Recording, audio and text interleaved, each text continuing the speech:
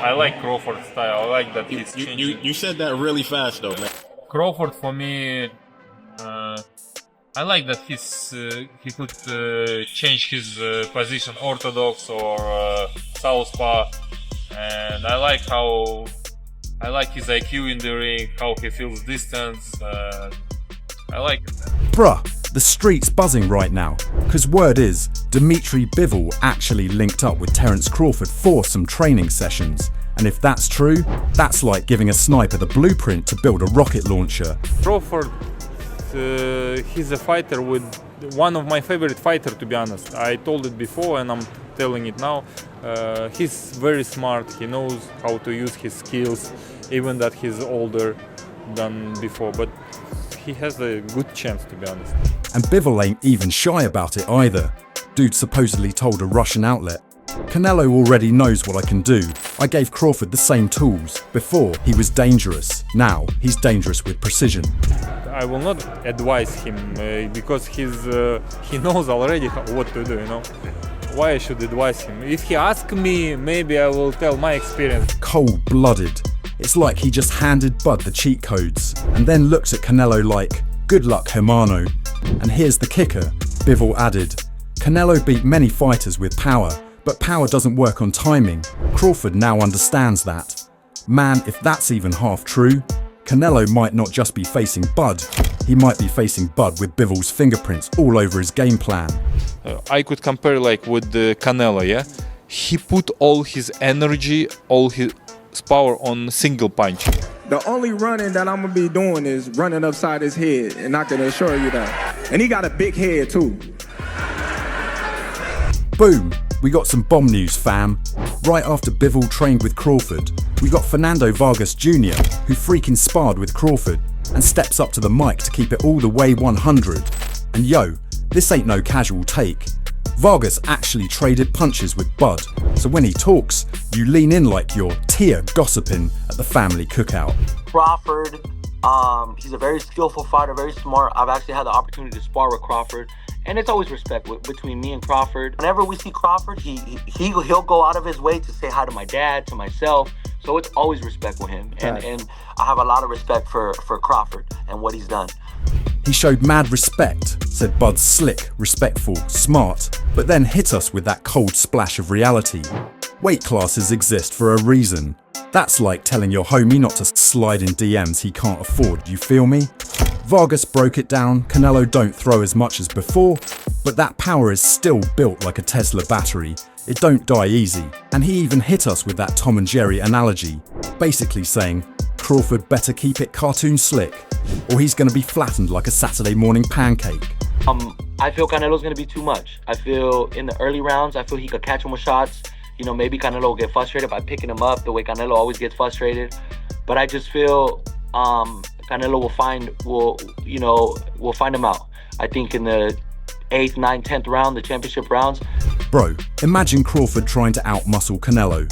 It's like bringing chopsticks to a BBQ cookout. You ain't built for that smoke. And the way Vargas framed it, bro, this fight ain't just about belts. It's about pride, country, and who survives the storm when the block party turns into a brawl. Low-key, it's giving Thanksgiving dinner with drunk uncle's energy, somebody's walking away with a plate, somebody else with a black eye. And you know me, I'm sitting back like, yo, September 13th ain't a fight night. That's fight history. And I need my popcorn extra buttered.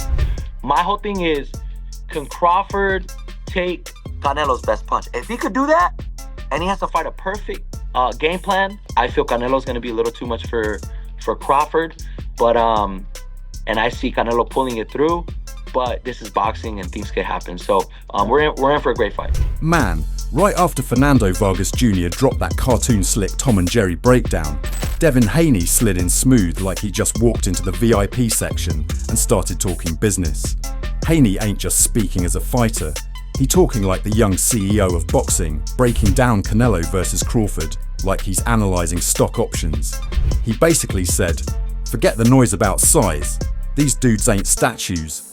Bud got skills, discipline, IQ, and Canelo got all that plus muscle. It's a fight that we all been wanting to see. Bud has the skills, he got the discipline, IQ to win, but Canelo has all that with the size. So I think it's a good fight. I'm happy that Bud got the fight. The cold part? Haney revealed his pops was the one whispering in Bud's ear years ago like some boxing fortune teller. Canelo is the fight, now it's real, and Haney's putting his chips on Bud like he's betting the rent money at the blackjack table. The way Haney laid it out, it's like he already sees the victory parade, but he's still keeping it a buck. This ain't easy work. And then he hit us with the question nobody wanted to ask, but everybody thinking, if Bud wins, what's left? Retire on top or keep playing with fire? That's like asking if Jordan should have kept hooping after the last dance. And Bud looked at my dad like yeah, but now it's here. Yeah, no, it's here now. So I think it's a good fight for boxing. Is your dad picking Bud to win that fight? Of course, yeah. And I'm picking Bud too. But will it be an easy task? No. But if anybody can do it, I think Bud can. Either way, Haney made it clear. This fight is history, this fight is money, and this fight is pride. And me, I'm sitting here like, man, if Bud pulls this off, do we build him a statue or just rename boxing to Crawfording? And just when you thought the takes couldn't get any spicier, here comes Coach Joel Diaz sliding in, like that one uncle at the barbecue who swears he knows the lottery numbers. Haney had us talking legacy and retirement moves, but Diaz, man, he flipped the whole convo into a masterclass about business, size and survival. If Canelo loses, boxing goes to shit. I mean, it goes down. I mean, do you want to see, let's say for example, Terence Crawford beats Canelo. Do people want to pay to see a Terence Crawford and Benavidez? Come on. Yeah. Really? Let's be realistic. Canelo cannot lose. Yeah. It's business. He basically said Bud is cashing out win or lose. And I felt that like, when you clock out Friday, knowing the check is already direct deposited. And yo, the way Diaz said Crawford might give Canelo a little bit of trouble in the early rounds. That's like saying Mike Tyson might give you a light headache if he taps your jaw. But then Diaz hit us with the cold reality. Once Canelo realizes Bud can't hurt him, it's game over, lights out. Thank you for coming. And low-key, he's not wrong. Canelo's been eating bombs from dudes like Triple G. And now you're telling me Bud at 168 is supposed to crack him? I don't know, man. But what I do know is Diaz just gave us the rawest mix of boxing business talk and gym war stories. And I ain't gonna lie, it felt like he dropped the whole fight blueprint in one rant. Terence Crawford would not lose anything, even if he loses the fight to Canelo Alvarez. Because going back, hey, that's not my division. I'll go back to 54 and I'll still be the king. That's business. He's gonna walk away with the loss. He's not gonna get knocked out, I guarantee you, because he's smart.